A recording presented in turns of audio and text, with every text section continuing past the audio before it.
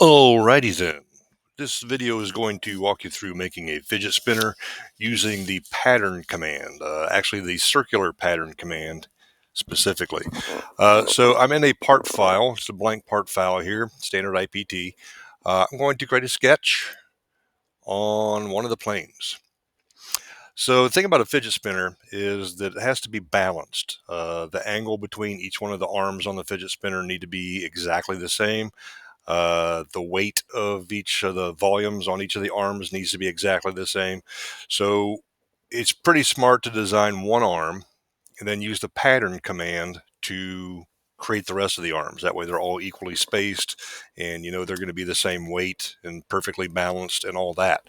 So I'm going to start out, I want to keep in mind that the center, the origin here is going to be sort of important on this one. I'm going to start out with a circle to go into the middle of it. And this circle is going to represent the bearing hole there's going to be a bearing that presses into the fidget spinner, a little ball bearing set. And that has to be a specific diameter. So I'm going to go ahead and dimension that. We'll just call this one a 0.5. Depends on the size of the bushing that you're trying to put in there. They range anywhere from, half an inch to an inch, depending on where you've got them and what model they are. But so that's going to be the hole in the middle of the fidget spinner where the bearing's going to press. That's where your finger and your thumb would hold the fidget spinner while you're holding it. Now I need a little bit of material around that because you can't have a hole if there's nothing to put a hole in. So I'm going to create another circle around that, and I want to know what diameter that is too. Uh, Keep in mind as you're designing a fidget spinner, it has to be able to fit in your hand. So what happens a lot of times is students will design these really cool fidget spinners that look awesome and stuff. But then if we print them out and then they try to use them, it's too big to fit in their hand. So they can't spin it. they hold it with their thumb and their forefinger, but they can't spin it because it's too big. So we want to kind of keep that in mind too. Keep your hand size in mind as you're designing this. Let me see. Let's go like 0.875 on the outside diameter of that. That's going to give us a little bit of material to actually cut the hole into for the bearing. All right. Uh, Next, I'm going to design one of the arms. And the arms, let me grab a ruler here. You'd want to do the same thing.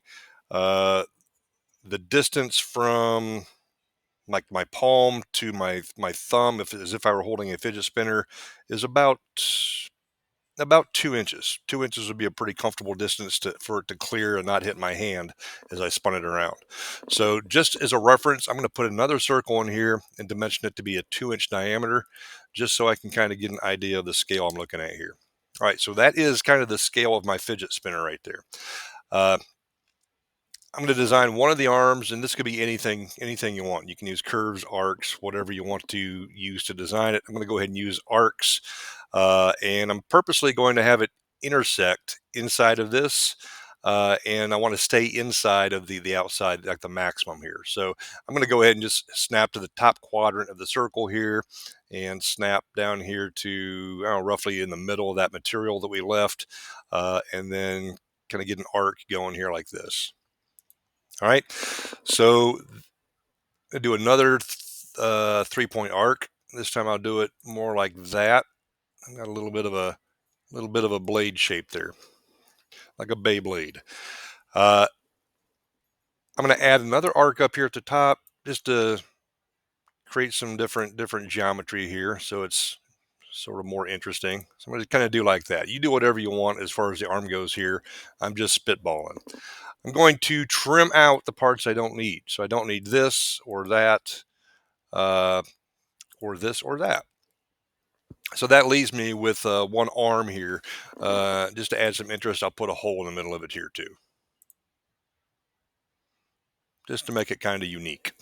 All right, so that's the shape that I want to do a pattern of all the way around this circle here. So if I go to circular pattern, and it wants me to choose my geometry, that's what's highlighted first. I'm going to go ahead and pick on the things that I want to pattern, which are those items on the arm, and then I'm going to choose the axis. So if I go to the axis and choose the center point there, you see what it did. It assumes I'm trying to do 6 sides, but I could change that number to whatever I want. If I want more, I could say I want 10.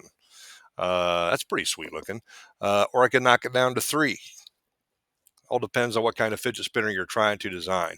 I'm going to go with 8, and then I'm going to say okay. All right, so my sketch right there, I am guaranteed, because I used the pattern command, that each one of these angles is exactly the same. The angle between these arms, the arm geometry is exactly the same, and it makes it really, really easy to get a fidget spinner design. So I'm going to finish my sketch and then start extruding. So I want to pick on the parts I want to extrude, each one of the arms for sure. We'll go ahead and grab that donut there in the middle too. Gotta rotate it to see the rest of it. All right, and then these 2 arms.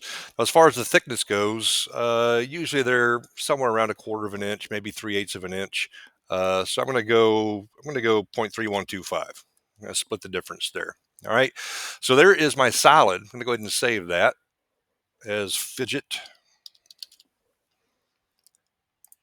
And from here you can do more. You can go in there and you can add fillets up in there. You can do other pattern things, but that's generally how a fidget spinner is designed. I'm going to put a chamfer, very small chamfer, on these 2 edges here.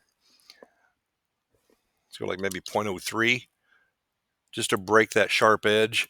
What that's going to do is allow the bushing, the bearing that's going to press in there, to sort of self-center itself before you actually smack it in with a hammer. It's going to guide it in, kind of keep it straight, keep it from binding up as you're trying to press it into the fidget. Like I said, you can go back on this and you can add fillets. Just want to make sure that whatever you do on one arm, you do it to all the arms, because otherwise you're going to get it out of balance. The weight is not going to be correct unless you get hit every single one of those the same way.